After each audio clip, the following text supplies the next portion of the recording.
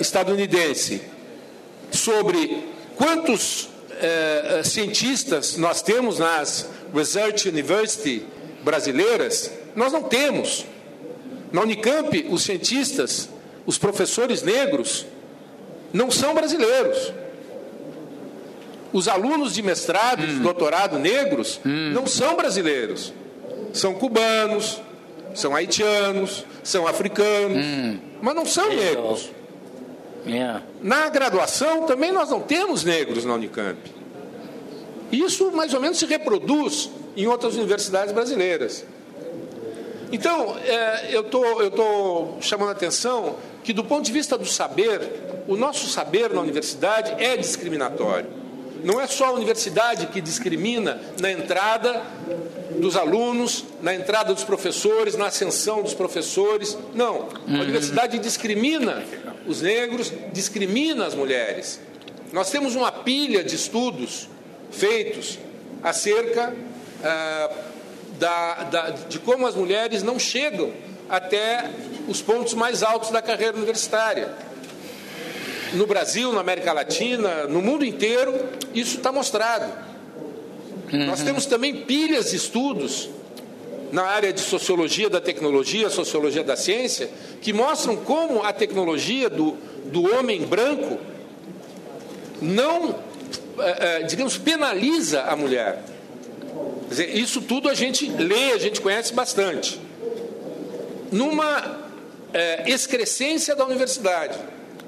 Ou seja, a parte da universidade que se dedica a esse tipo de reflexão é mínima e é vista com muito maus olhos, tanto pelas ciências sociais em geral, porque trabalha com tecnologia, como pelas áreas duras, porque mistura, né, a palavra mistura, entre aspas, a tecnologia com questões de gênero, com questões de raça e assim por diante. Então, estou querendo chamar a atenção que o nosso currículo oculto, ele é discriminatório em si mesmo. E essa discriminação contra a mulher, contra o negro, etc., ela só vai mudar na medida que a gente pense a ciência e a tecnologia, pense o conhecimento de uma outra forma. A ênfase que eu procurei fazer com a minha intervenção é nesse sentido. Nós temos que entender que essa tecnociência capitalista, que está a favor do capital, da acumulação do capital, da exploração do homem pelo homem, é uma tecnociência discriminatória. Não estou dizendo que uma sociedade socialista, das que houve no passado, não fosse discriminatória da mulher, sobretudo. Eu participei de uma experiência, quando morei no Chile, durante 3 anos, durante o governo do Allende, que me deixou muito marcado, quando eu vi a esquerda chilena, e estou falando da chilena, mas poderia falar da brasileira, com uma cultura, com uma maneira de ser profundamente sexista, machista. Então, não estou querendo idealizar o socialismo como uma sociedade sem discriminação. Não estou. Tá? Mas estou querendo sim chamar a atenção de que essa tecnociência capitalista, ela reproduz a discriminação. E quando nós falamos em tecnologia social, quando nós falamos em economia solidária, nós estamos nos contrapondo a essa visão. E para terminar, eu acho então que esse fórum, e aí eu passo para o que deve ser uma recomendação das sessões que estão ocorrendo, eu acho que esse fórum deve sim colocar isso que nós estamos chamando de tecnologia social, que não é bem o que você está chamando de tecnologia social, mas não importa, colocar essa questão da crítica à tecnociência, né, como um tema fundamental para a nossa reformulação dos nossos currículos, da nossa agenda de pesquisa no ensino profissional e tecnológico. Eu gostaria de fazer algumas considerações. Eu acho que algumas vão ser polêmicas, né? Então a gente vai ter uma outra rodada de muita discussão. A primeira questão com relação ao que o Alberto colocou sobre o currículo oculto e trazer os saberes os outros saberes para o interior da universidade. Então, eu acho que, além da história do branco, é importante a história indígena, né? É importante a história da África. Isso precisou ser feito uma lei no Brasil para que isso aí fosse cumprido, né? É importante o estudo da cultura afro-brasileira, e isso é uma luta também de inclusão dentro das universidades. Agora, eu proporia como uma proposição para a plenária que isso fosse discutido dentro da EPT.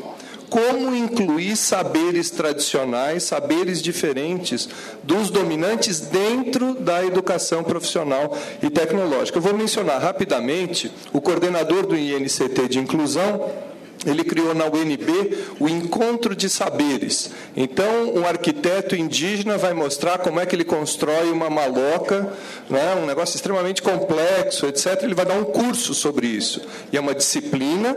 Uma sábia quilombola vai ensinar como que ela usa as ervas do cerrado para curar. Isso é uma outra forma de inclusão. Nós não estamos falando de ação afirmativa, nós estamos falando de inclusão de saberes. Ele dá o nome disso de encontro de saberes.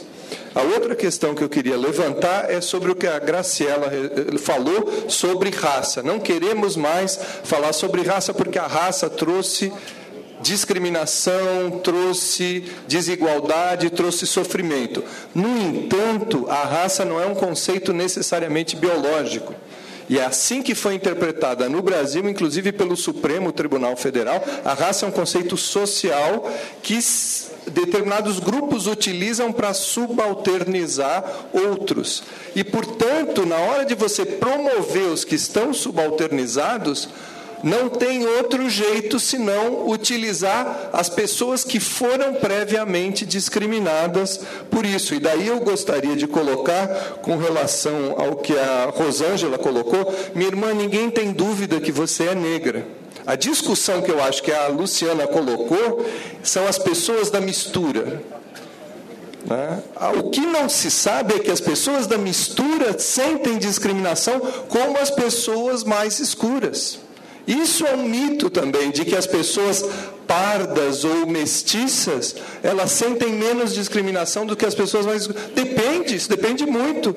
Se ela estiver fora do lugar dela, como um colega meu que estava num clube de Garopaba, numa boate de Garopaba, chegou um cara que deu uma surra nele, quebrou o rosto dele, destruiu a arcada dentária dele, porque era negro, porque ele não podia estar lá. Mas ele não era tão escuro quanto você, ele era mais claro. Mas todo mundo sabe que é negro. E tem racistas que não admitem isso. Não admitem conviver no mesma boate com um cara negro. Então vai arrumar briga e vai trucidar. O sujeito está consertando a arcada dentária dele até hoje. Desde janeiro está lá um monte de cirurgias, etc. Então, a questão está no reconhecimento de que a mistura é discriminada também e precisa ser aí... Infelizmente, a Daniela saiu, ela é triste que no Brasil tem ação afirmativa para negro, etc. Eu fico triste no Brasil também que existam miseráveis e existam ricos. Mas o que a gente tem que ficar não é só triste. Né? A gente tem que intervir. Então, por isso, nós estamos num fórum que vai ter proposições nesse sentido. Né? Com relação às ações afirmativas, eu acho que isso é uma proposição. Infelizmente, eu não pude estar aqui quando o ministro esteve, eu não sei se houve debate com o ministro, mas o John levantou como é a ação afirmativa para pós-graduação, para professor universitário, para pesquisador. Bom, John, a luta começou na graduação e só conseguimos uma vitória considerável faz um mês. Portanto, se abriram as portas para um concurso que vai haver a abertura de 40 mil vagas nas universidades públicas brasileiras. Qual é a ação afirmativa para negros que vai haver nesses 40 mil cargos que vão ser criados na Câmara? Essa é uma proposição para o Fórum levar para o ministro da Educação. Com relação... Eu acho que é importante também o que o Giovanni colocou e generalizar como uma proposição para o fórum. É importante que os institutos federais também se abram e se coloquem perto e tenham ações afirmativas para indígenas. né? Porque é um nível importante de inclusão do indígena do ponto de vista físico. Ele começa a participar de uma educação profissional e tecnológica que não é a dele, mas que também ele deve levar a sua contribuição. E aí é um processo de diálogo ou de discussão que vai se abrir entre essas culturas, né? E é uma questão. A última questão eu queria colocar para o Rafael. Rafael, foi feita a seguinte pesquisa que eu mostrei na minha exposição. Se você pegar os alunos, conforme sobe o nível socioeconômico, os alunos negros vão tendo menos proficiência do que os alunos brancos. Isso é porque eles são menos inteligentes ou porque eles estão num meio adverso e racista? Então, foi estudado por esse pesquisador o que ocorreria se você tivesse um professor de licenciatura de matemática na escola, não fosse um dentista, não fosse uma outra pessoa com outra especialização profissional. Se você melhorar o nível de ensino, vai aumentar a desigualdade entre negros e brancos. É isso que vai acontecer. Por que eu mostrei um outro slide que falava as universidades federais aumentaram na era Lula, mas aumentou a desigualdade, entraram mais classe A e B do que o resto. Por quê? Porque esses grupos ricos e brancos estão melhores posicionados para aproveitar essas oportunidades. Então, se você quiser uma educação só de qualidade, não é suficiente. Ela tem que ser antirracista e você tem que esperar 200 anos para acabar o racismo no Brasil, se todo mundo lutar contra isso. Se você quiser falar... Yeah.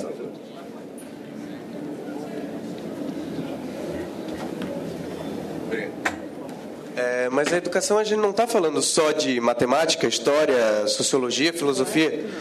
Estamos falando também do sistema dos próprios professores